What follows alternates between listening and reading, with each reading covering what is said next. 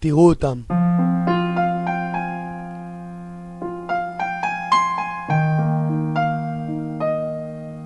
הם רוצים, אבל לא יכולים.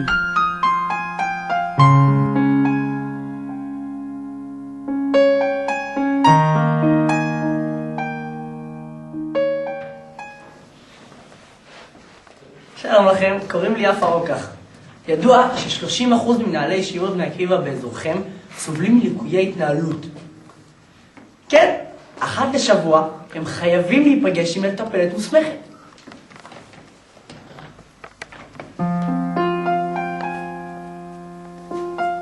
טובי חמודי, בואי ננסה את זה עוד פעם. תוריד את היד מהזיקה.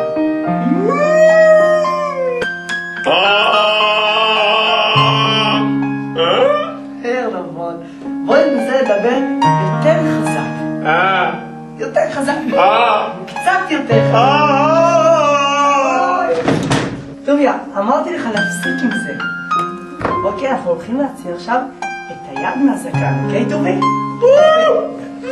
קדימה, תוציא אותו! תוציא את היד כבר!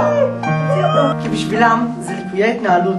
בשבילכם זה הבגרות, ובשבילי זאת סיבה לעזוב את המקום המכריח הזה!